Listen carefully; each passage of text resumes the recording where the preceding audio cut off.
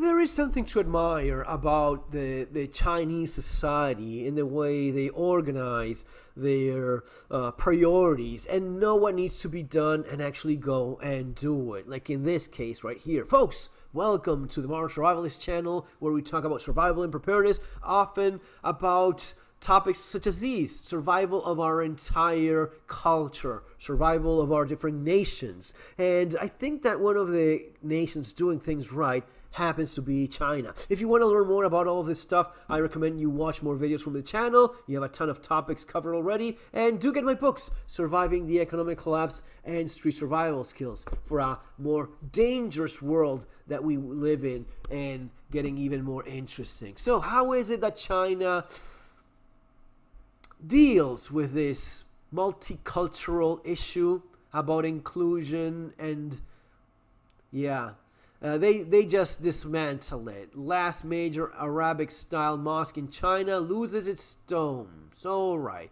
So the Chinese see these beautiful, rich cultures and say, we don't want that in China. We want to get rid of it. And they dismantle it.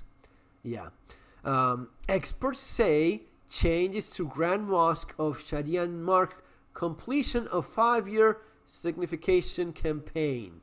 The last major mosque in China to have retained Arabic-style features has lost its dome and had its minarets radically modified, marking what experts say is the completion of a government campaign to Sinnicize the country's Muslim places of worship.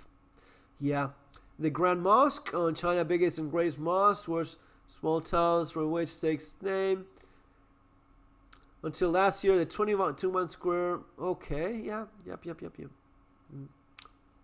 So they're bringing down mosques, dismantling them, and because they don't want to get overrun. They don't want to get conquered by Muslims, which I would agree with. I don't want to get invaded by Muslims and conquered by Muslims with their religion, with their culture, their values, and their ways of life. So I think it's a very good idea. Mosque Sinicization campaign. China closing hundreds of mosques in northern regions, rights groups say. Okay, so the Chinese people, in their incredible